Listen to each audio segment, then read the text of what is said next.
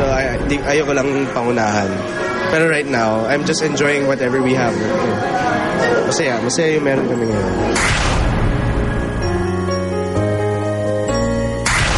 Nitong Martes, last taping day ng afternoon prime drama na Yesterday's Bride. Aminado ang mga bida nitong sina Lovie po at Rocco Nacino na nakaramdam sila ng lungkot sa nalalapit na pagtatapos ng kanilang top rating drama. Ngayon po, pasok yung lungkot nung naalala mo. Patapos na pala. Last day na pala ngayon. Hindi ko pa naramdaman na last day. It just feels like any other taping day. Usap-usapang naging malapit ang dalawa ng magkasama sa nasabing programa. Yeah, the friendship is good. Gumanda talaga yung friendship namin. At I'm really happy about it. Ang sinasabing friendship nila, nauwi pang araw sa mas malalim na pagtitinginan. Ngayon, kumbaga, sa mga sagot naman ninyo, mukha namang wala naman talaga. We're good friends. Good friends. Really good friends. Pero hindi ba ano ba talaga na parang iisip na rin ako na ikawan talaga siya? Why not? Pero chapter ako ng buhay ko na trabaho muna tayo. Trabaho muna. Maraming dumarating na blessings eh. Siguro, ewan ko. Like I always tell people who interview me about this things. If it happens, it happens. I don't know what kind of friendship, but it's a very, very happy friendship. Habang tumagal, lumalim pa. Sana mas lumalim pa. Ang nalalapit na pagtatapos ng Yesterday's Bride makakaapekto kaya sa relasyon ng dalawa? Oh, definitely. Siyempre, lalo na after Yesterday's Bride, hindi na kami katulad ng dati, yung halos araw-araw magkikita kami. Siyempre, nakakamiss pa rin yun. Nitong Lunes, nag-celebrate ng kanyang 24th birthday si Lovie. Kasama ka sa celebration? Kahapon din. May trabaho din ako kahapon. Pero syempre, nung Sunday, pag patak ng 12 o'clock, binati ko rin siya ng happy birthday. Kasama niya. Ito eh. Kasama niya mom niya eh. Syempre, family first. Hindi, maaga ako natulog kasi taping ko. Diba?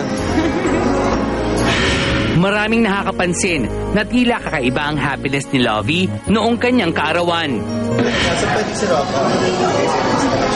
We can Swerte draw. naman niya. Joke lang. Makarma ka, mauntog ka dyan.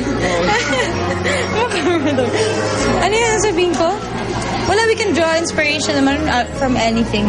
So, it's not just love when you can feel inspired. Like, my cereal in the morning. My food in the morning. Wala, trabaho talaga. Ang mga intriga, ang estado ng kanilang pagsasama, at ang isang bagong kontrobersyal na proyekto. Siya mismo ang magkukwento. Live ngayong hapon sa Star Talk.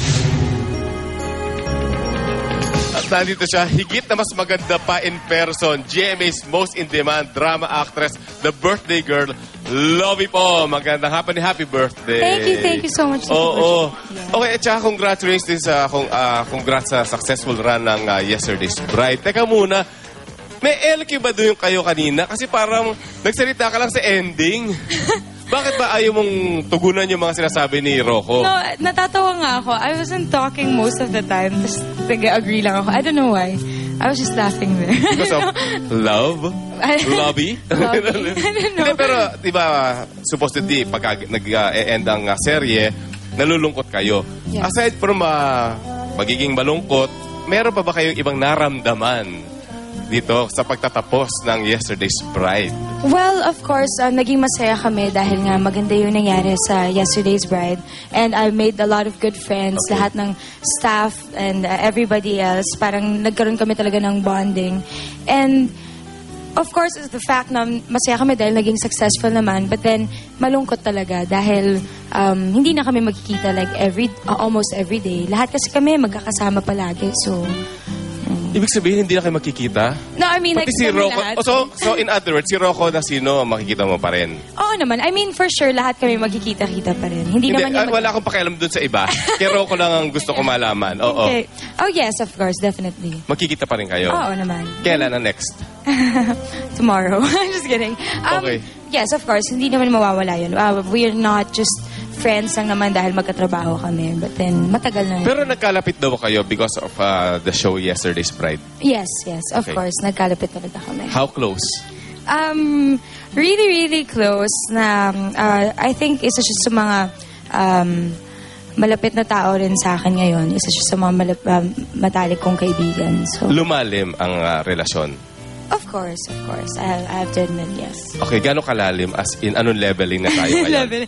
I don't know. Hindi ako marunong I can't say, but then it is, it's something that I really treasure naman. My Hindi, pero friendship ito, with him. truthfully pakisagot, makaka-apekto kaya sa relasyon nyo ang pagtatapos nito?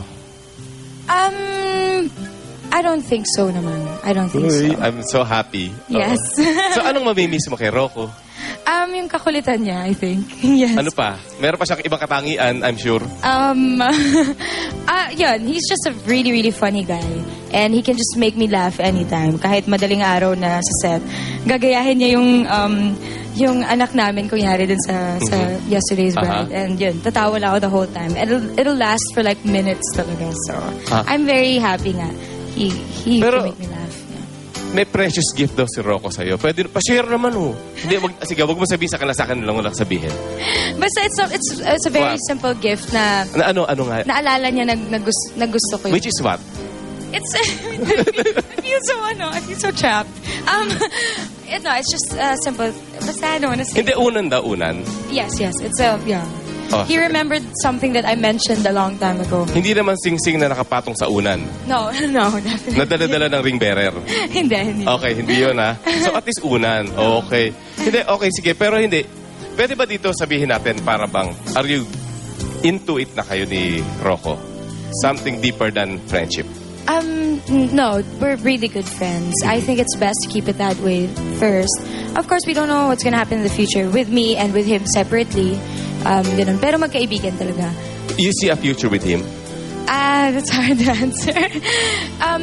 With Rocco naman, I admire him a lot. And there are a lot of things naman na, of course, why not? It's something naman I think a lot of people would also see. Okay, sige. Total, laging leading man mo naman si Rocco at special friend yan.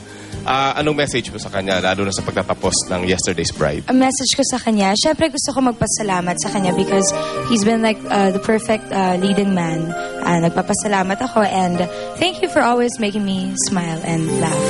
That's like the most important thing for me, lalo na pagpagod na sa set. So thank you. At magkikita pa rin kayo after the series. Of course, definitely. Okay, paki-invite sila sa pagtatapos ng Yesterday's Bride. Yes, inaanyayahan ko po kayong lahat. Sana po patuloy niyo pong supportin ang Yesterday's Bride pagkatapos po yan ng Eat Bulaga, Mondays to Fridays. And we have a mall show tomorrow sa SM Novaliches, 5 p.m. I'm gonna be with Rocco Nasino. So, Alagang Rocco Nasino pa rin. yes. Okay, anyway, maraming salamat. Talaga congratulations. Talaga napaka-successful. Thank you so much for supporting Yesterday's Bride. Okay, happy birthday again and Thank you. keep well. Okay, keep beautiful.